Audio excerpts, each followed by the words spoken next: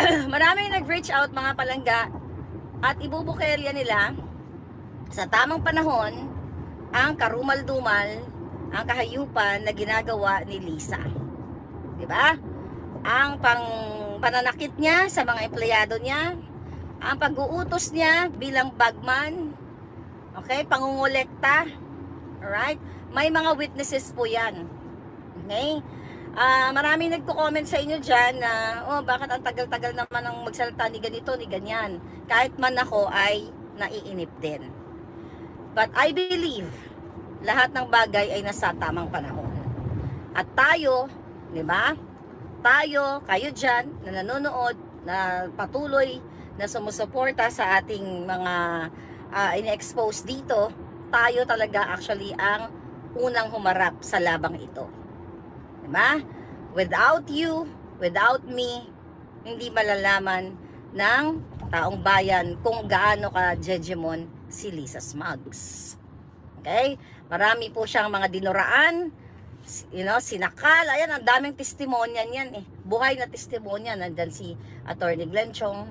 Diba? Ngayon, for sure nanonood yung mga nakipag-usap sa akin na matataas na tao na dating kabahagi ng iba't ibang administrasyon. Mas matapang kayo kung tutuusin sa akin, kasi you have the power, you have the money, you have the machinery, everything. Ako lang tsaka ito mga palangga ko wala man akong pera, wala man akong armas, wala lahat, wala akong goons. Wala lahat. Just my alindog.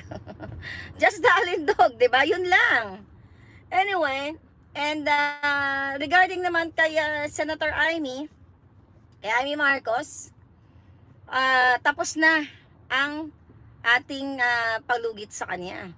Ngayon, ang message ko sa kanya ngayong bagong taon, pasabugin mo na yan, Senator Amy. Malay nyo, may hawak din pala si Senator Amy na pulburon video. Hindi lang isa, dalawa, tatlong may hawak niya palangga. Hindi lang, I'm telling you, hindi lang isa tao, dalawang tao, tatlong tao, kaya maraming may hawak ng alas.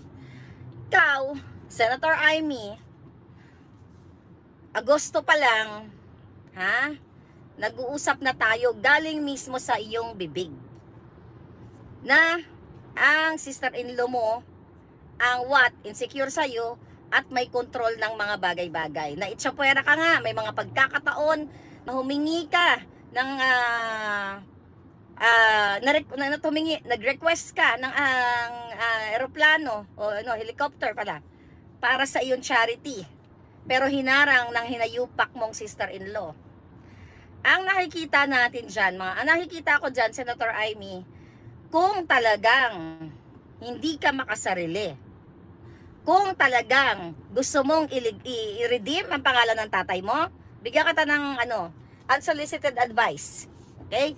Gusto mong i-redeem ang pangalan ng tatay mo, jipain mo yung iyong sister-in-law. Dahil inaagawan ka ng eksena in the first place. Bakit ba na iupo yan si Kuting? Maliban sa pakikipagtulungan ng Smartmatic, yung kapatid mong Pulboronic. Dahil sa pangalan yung Marcos. At sino ang namamayagpag ngayon? Araneta ang nakikinabang.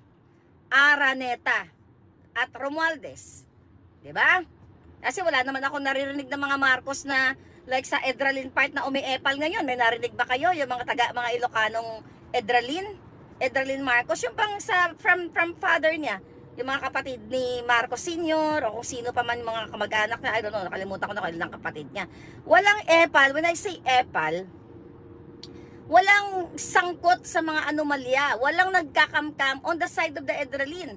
Ang mga nangangamkam talaga, yung Araneta, yan yung tapik, Senator Amy. Tapik yan. That's Tagalog, di ba? Tapik. Oh.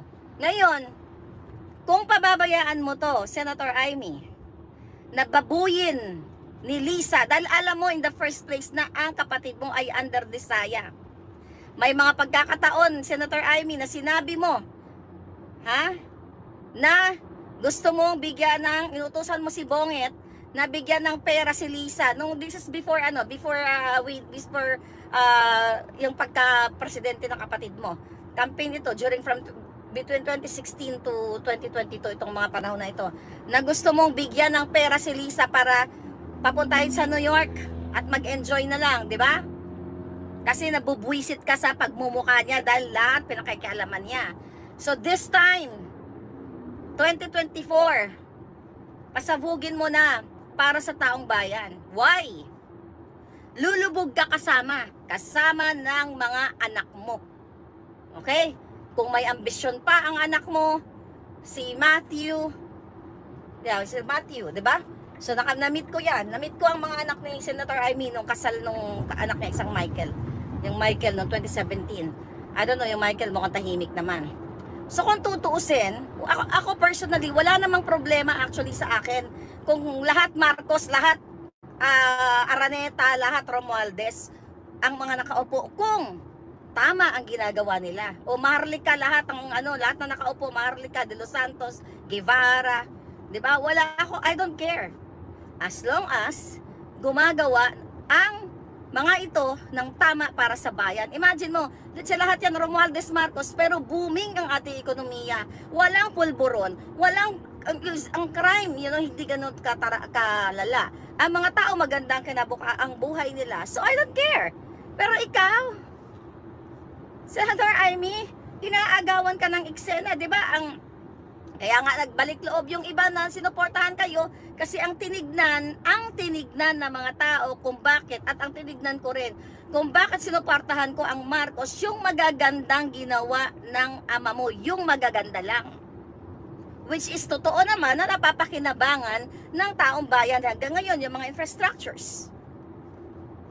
Ano bang infrastructure ngayon na pinakikinabangan ninyo?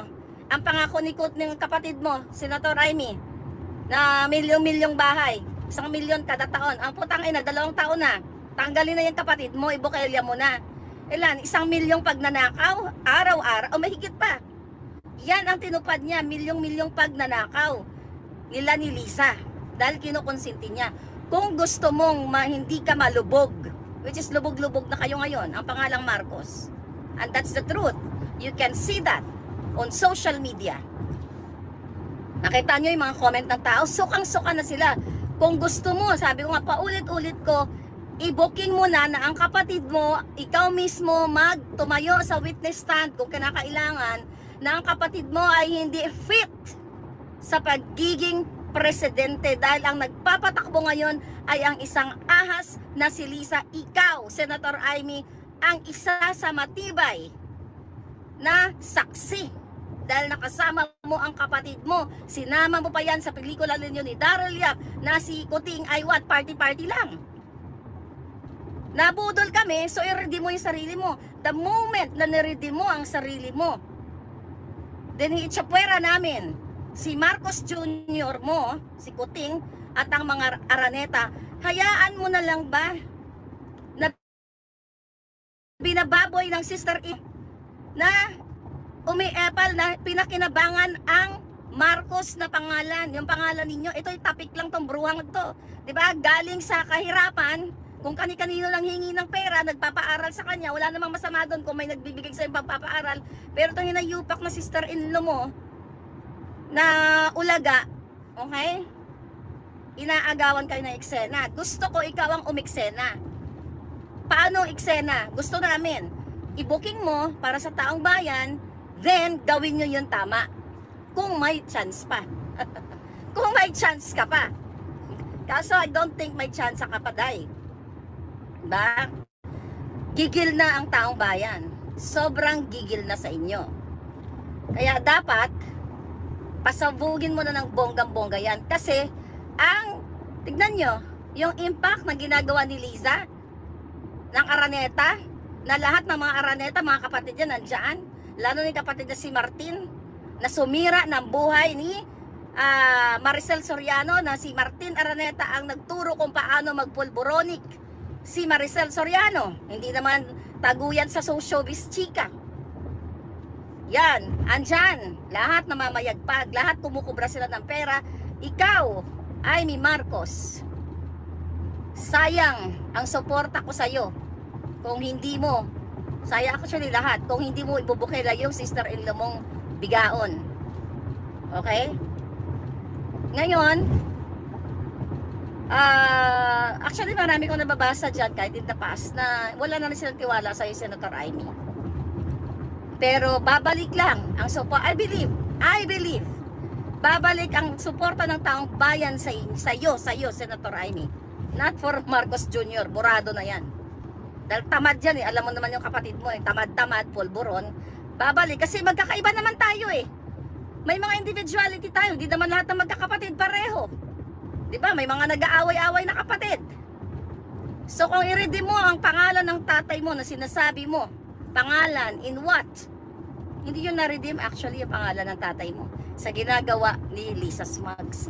Lalong nilubog ni Lisa at ni Bongbong Marcos Jr. puting ang pangalan ninyo sa burak. Lubog na lubog. Kaya kumilos ka na. Now na. Okay? Bonggahan mo na yan dahil ikaw ang number 1 na biktima dito. Kung may pang-ambisyon ka pa, kung gusto mo pa mag-re-election, well, 2025 is coming. Kapag binukelya mo si Lisa at sumumpa ka at sabihin mo sa taong bayan na ang kapatid mo ay incompetent, hindi siya ang nagpapatakbo sa Pilipinas, then we will love you again. Doon kita mamahalin pag kaya mong gawin yan. I will support you all the way hanggang sa huling hininga ko. Kung sasabihin mo sa taong bayan ang totoo na ang kapatid mo mag-resign na dapat kasi incompetent at hindi siya ang nagpapatakbo sa bayan kaya nagkakaletse-letse ang Pilipinas ngayon.